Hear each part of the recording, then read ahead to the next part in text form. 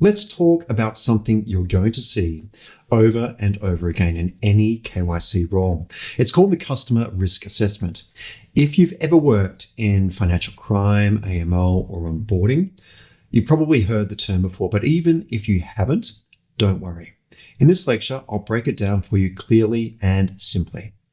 So what exactly is a customer risk assessment? A customer risk assessment is a structured method used by organizations to determine how risky a customer is from a financial crime perspective.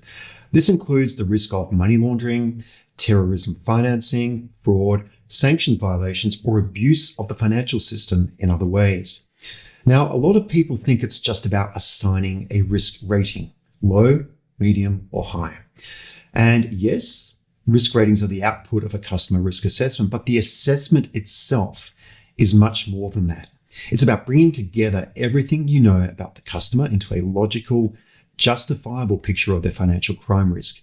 This includes who the customer is, what they do, how they're connected to others, where they're based or they operate, what products, whether that's goods or services they're using, how they're expected to behave, and any red flags you've identified during onboarding or monitoring.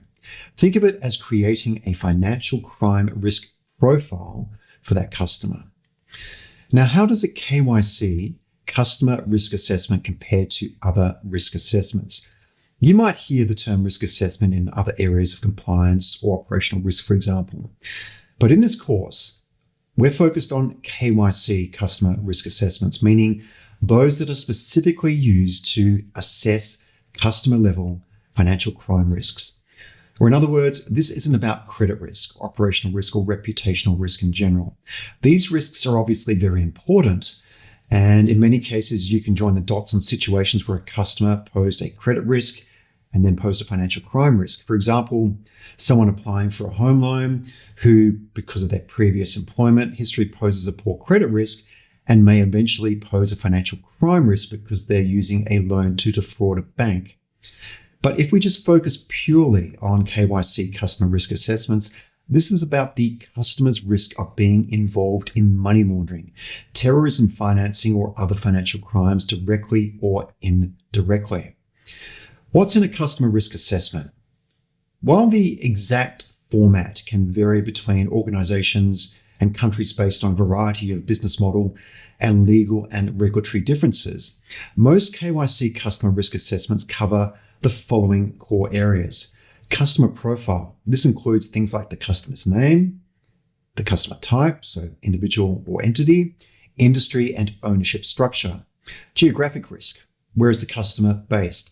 Are they operating in or connected to a high-risk jurisdiction or a tax haven?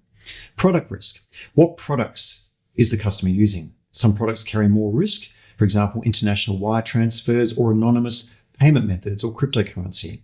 Delivery channel risk. How was the relationship established? Was it face-to-face, through a third party, or purely online?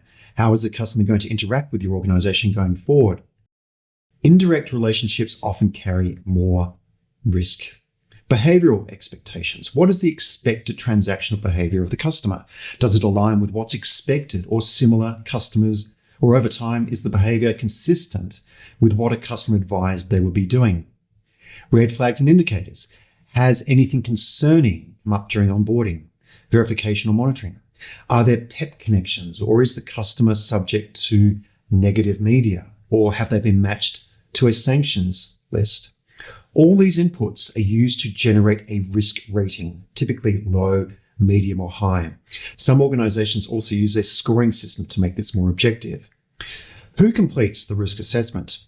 Usually, it's the KYC analyst or the onboarding team who completes the initial customer risk assessment, especially during onboarding. But it doesn't end there. Throughout the customer lifecycle, the risk assessment might be updated or reevaluated if something changes, such as the customer moves to a new country, there's a change in beneficial ownership, they start using a high-risk product, or a transaction triggers a red flag. So think of risk assessments as a living, dynamic record. It evolves as the customer's risk evolves. Therefore, your work is not done at onboarding, and depending on the customer's risk profile, which may change, then risk assessments will need to be reviewed regularly. Why do organizations perform customer risk assessments? There are a few reasons organizations do this. And while I'll go deeper into why they're important later in the course, here's what you need to know for now. Risk-based approach compliance. Most AML and CTF regulations require an organization to adopt a risk-based approach. That means applying more scrutiny to higher risk customers and customer risk assessments and how you determine that level of risk. Informed decision-making. The assessment helps decide whether to onboard a customer in the first place or whether to apply enhanced due diligence during onboarding.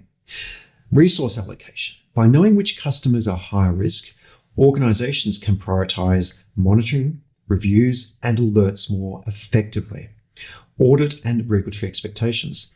Customer risk assessments are often reviewed by internal auditors and regulators. They want to see your organization has a consistent, documented, and defensible approach to customer risk.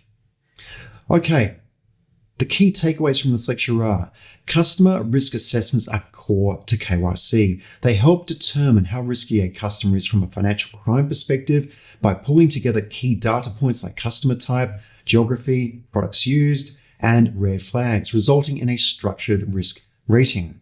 It's not just a score, it's a risk profile. A risk assessment goes beyond assigning low, medium, or high. It's about building a defensible, data-driven picture of who the customer is and how they interact with your organization. It's a living, evolving document. Risk assessments aren't one and done at onboarding. They should be reviewed and updated as a customer's circumstances or behavior changes, especially if risk levels shift. They enable risk-based compliance. Customer risk assessments support a risk-based approach, help prioritize resources, guide onboarding decisions, and ensure the organization is audit and regulator ready. Okay, I'll wrap the lecture up there and I'll see you in the next lecture.